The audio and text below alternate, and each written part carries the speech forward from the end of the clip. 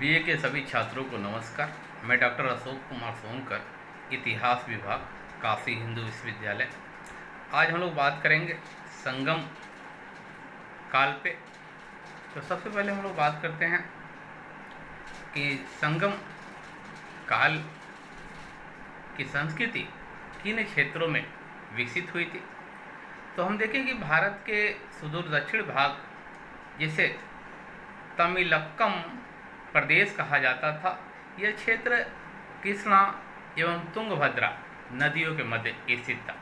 और इन्हीं क्षेत्रों में आप देखें तो संगमकालीन संस्कृति का विकास हुआ था। ईसा के प्रारंभिक शताब्दियों से बहुत पहले, लगभग 500 ईसा पूर्व में इन क्षेत्रों में अनेक छोटे छोटे राज्य थे, जिसमें मुख्य रूप से चेल, चोल और पांड्य विशेष थे, जो स्वतंत्र स्थिति में स्थापित थे। इनके संबंध में खासकर ईसा पूर्व 3री शताब्दी के विभिन्न स्रोतों से जानकारी प्राप्त होती है, जिसमें मुख्य रूप से हम देखें तो अशोक के अभिलेखों से जानकारी प्राप्त होती है कि उनके साम्राज्य के सुदूर दक्षिण में चेर, चोल, पांड्य स्थित थे। इसके अतिरिक्त मेगास्थनीज के इंडिका, कौटिल्य के अर्थशास्त्र एवं खारवेल के हाथी गुफा अभिलेख आदि से भी जानकारी प्राप्त होती है। लेकिन यह सारे स्रोत संपूर्ण संगम काल के विषय में जानकारी नहीं दे पाते, अर्थात कह सकते हैं ये पर्याप्त नहीं है। बल्कि तमिल क्षेत्रों के इतिहास पर सर्वाधिक जो प्रकाश पड़ता है वह ईसा की प्रथम शताब्दी से लेकर 4th शताब्दी में संकलित संगमकालीन साहित्य से पड़ता है। और इस तरह हम देखें तो दक्षिण भारत का जो क्रमबद्ध इतिहास हमें जिस साहित्य से ज्ञात होता है उसे हम लोग संगम साहित्य कहते हैं। और यह सुदूर दक्षिण के प्रारंभिक इतिहास का मुख्य साधन भी है, जिसमें विशेष रूप से संगमकालीन राजनीति, सामाजिक व्यवस्था, अर्थव्यवस्था, धार्मिक जीवन आदि पर प्रकाश पड़ता है। अब हम लोग बात करेंगे संगम का अर्थ। तो संगम या संगम प्राचीन तमिल शब्द है, जिसका अर्थ गोष्ठी, परिषद, सम्मेलन, मिलन या संस्थान के आदि रूप में किया गया है, जिसमें तमिल कवि एवं विद्वान एकत्रित होते थे। उस समय प्रत्येक कवि अथवा लेखक अपनी रचनाओं को संगम के समक्ष प्रस्तुत करता था, और इसकी स्वीकृति हो जाने के बाद ही इस संगम से स्वीकृति मिलने के बाद ही किसी भी प्रकार की रचना का प्रकाशन होता था। इस संबंध में इतिहासकार रामशरण शर्मा का कहना है कि संगम तमिल कवियों एवं विद्वानों की सुव्यवस्थित परिषद थी। इन परिषदों अथवा संगमों का गठन सर्वप्रथम पांड्य राजाओं के राजकीय संरक्षण में आरंभ हुआ था। और इस तरह हम देखें तो उस समय संगम से संबद्ध कवियों को पांड्य राजाओं द्वारा सम्मानित किया जाता था। और साथ ही संगम साहित्य से ये भी जानकारी मिलती है कि चोल शासक करिकाल ने अपने शासन काल के दौरान लगभग 16 लाख स्वर्ण मुद्राएं इन कवियों को प्रदान किया था। अब यह है कि संगम का उद्देश्य क्या था। तो प्राचीन संगम कालीन इतिहास का प्राचीन उपलब्ध साक्ष्य संगम साहित्य है,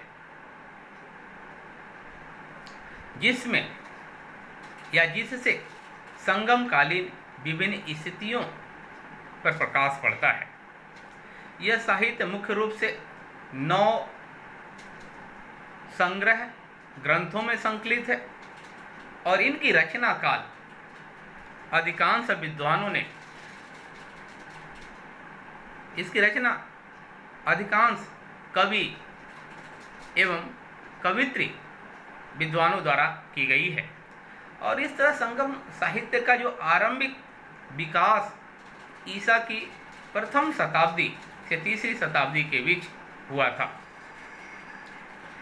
अब है कि इसके संबंध में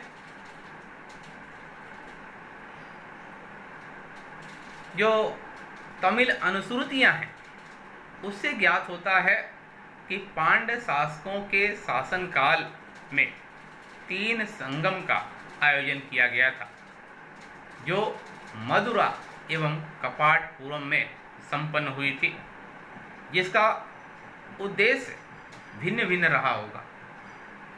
तो हम लोग देखें कि संगम काल का उद्देश्य, तो उस समय संगम आयोजन का उद्देश्य संभवतः यह रहा होगा कि तमिल क्षेत्रों के कवियों, लेखकों आदि को विभिन्न विषयों पर साहित्य लेखन हेतु प्रोत्साहित करना, जिससे तमिल इतिहास जानने का महत्वपूर्ण स्रोत का निर्माण हो सके। और संगमकालीन तत्कालीन विभिन्न राजाओं के कार्य, पद्धति, आचार विचार, शासन व्यवस्था, प्रशासनिक व्यवस्था आदि पर इन कविताओं में वर्णन हो सके। इस तरह हम देखें तो खासकर संगम काल का उद्देश्य बहुत ही अच्छा था। अब हम बात करेंगे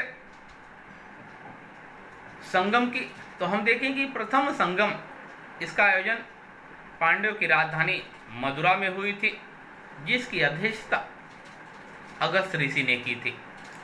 अगस्त ऋषि को दक्षिण भारतीय प्रायद्वीपी भूभाग में कृषि प्रधान आर्य संस्कृति को उत्तर भारत से दक्षिण भारत ले जाने का श्रेय दिया जाता है। इस काल में हम देखें तो प्रथम संगम के अंतर्गत 549 सदस्य थे। 4499 लेखकों ने अपनी रचना प्रस्तुत की थी और यह संगम लगभग 4400 वर्ष तक चला था और इसे 89 पांड्य राजाओं ने संरक्षण दिया था। इस तरह हम देखें कि इस संगम की जो संकलित रचना है, अकट्टियम, परिपदाल, मधुनारे, मधु, कुरुक तथा कलरी, आविरे आदि हैं, मगर दुर्भाग्य से यह रचनाएं आज उपलब्ध नहीं हैं। द्वितीय संगम का आयोजन कपाटपुरम में हुआ था और इसकी अध्यक्षता भी माना जाता है कि अगस्त ऋषि ने ही किया था। इसमें 49 सदस्य 3700 कवियों ने अपनी रचनाओं को प्रस्तुत किया था और 49 पांड्य राजाओं ने इस संगम को संरक्षण दिया था और यह संगम लगभग 3700 वर्षों तक चला था। इस संगम की रचना तोल्कापियम है, जिसकी रचना तोल्कापियर ने की थी, जो उस समय अगस्त ऋषि का शिष्य माना जाता था और यह पुस्तक तमिल व्याकरण पर लिखी गई है। हम लोग तीसरे संगम की बात करें तो इसका आयोजन भी मदुरा में ही हुआ था और इसमें 449 कवियों ने अपनी रचनाओं को प्रस्तुत किया। 49 पांड्य राजाओं ने इस संगम को संरक्षण दी और यह संगम 1850 वर्षों तक चला था। और इस संगम की उपलब्ध जो रचनाएं हैं उसको हम लोग 3 श्रेणियों में बांट सकते हैं, जिसमें पहला पत्तु पपातु, इसमें देखिए कि 10 संक्षिप्त पदों का संग्रह है। इन पदों में चोल शासक करिकाल तथा पांड्य शासक नेदु जेलियम के विषय में जानकारी प्राप्त होती है और इसका रचना काल लगभग द्वितीय शताब्दी मानी जाती है। इसके बाद इत्थ थोके, इसमें आप देखें कि 8 कविताएं हैं जिसमें संगमकालीन राजाओं के जनजीवन, आचार विचार, रहन सहन आदि पर प्रकाश डालता है। इसके बाद तीसरा हम देखें तो पदिनेन कील कंकु, इसमें 8 लघु कविताओं का संग्रह है जो उपदेशात्मक है और इसमें जो लेखन की रचनाएं हैं या जो विषय वस्तु है वह त्रिवर्ग, आचार शास्त्र, राजनीति, आर्थिक जीवन आदि पर आधारित है। और इन रचनाओं पर आप देखें तो उत्तर भारतीय विद्वानों का प्रभाव भी दिखाई देता है, जिसमें कौटिल्य, मनु, कात्यायन आदि थे।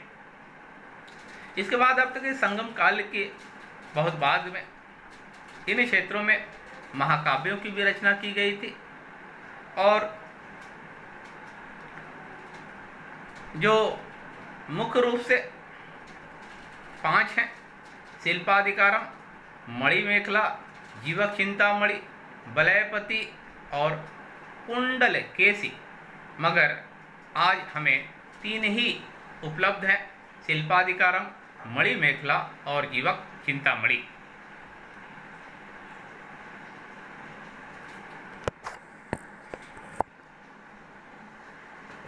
इस तरह हम निष्कर्ष रूप में पहुंचते हैं कि संगम काल दक्षिण भारत का एक स्वर्णिम काल था, क्योंकि इस काल में विभिन्न संगमों के आयोजन के माध्यम से विभिन्न विषयों की, ग्रंथों की रचना हुई, जो दक्षिण भारतीय संगमकालीन संस्कृति को जानने का एक महत्वपूर्ण स्रोत है। इस काल के राजाओं का उद्देश्य संगम के माध्यम से अपने क्षेत्रों के कवि, लेखकों आदि की रचनाओं को प्रोत्साहन देना था, उन्हें स्वीकृति प्रदान करनी थी। लेकिन इस दौरान जो ग्रंथ लिखे गए वह दक्षिण भारत के विभिन्न क्षेत्रों के विषय में विस्तृत रूप से जानकारी देते हैं। इन संगमकालीन साहित्य के रचना काल के संबंध में विद्वानों में मतभेद है, लेकिन सर्वमान्य मत यह है कि इनकी रचना प्रथम शताब्दी से लेकर 30वीं शताब्दी के मध्य तक मानी जाती है। इसके अलावा हम देखें तो संगम कालीन साहित्य से तमिल क्षेत्रों के राजनीतिक इतिहास पर विस्तृत रूप से प्रकाश पड़ता है, लेकिन कहीं कहीं पर हमें अतिशयोक्ति भी दिखाई देती है इन रचनाओं में। इसके अलावा हम देखें तो दक्षिण भारत का यह काल आर्यकरण का भी काल था और दक्षिण भारत का आर्यकरण अगस्त ऋषि के नेतृत्व में हुआ था, जो उत्तर भारत से दक्षिण भारत तक इस संस्कृति को लेकर गए थे। दूसरा हम देखें कि इसका प्रभाव संगमकालीन चेल, चोर, पांड्य राजाओं के शासनकाल में भी दिखाई देता है, जैसे वैदिक यज्ञ आदि के अनुष्ठान उस पीरियड में आरंभ हो गए थे। इसके अलावा हम देखें तो संगम काल में विभिन्न नगरों का उत्कर्ष हुआ, जो सांस्कृतिक एवं व्यापारिक दृष्टि से बहुत महत्वपूर्ण थे। इस तरह दक्षिण भारत व्यापार की दृष्टि से एक महत्वपूर्ण क्षेत्र के रूप में इस काल में विकसित हुआ था और यहाँ पे रोम, अरब आदि के देश खासकर इन क्षेत्रों में व्यापार के लिए आते थे। इस तरह हम देखें कि संगम कालीन भारतीय इतिहास का एक महत्वपूर्ण काल माना जाता है। आप सभी छात्रों को बहुत बहुत धन्यवाद।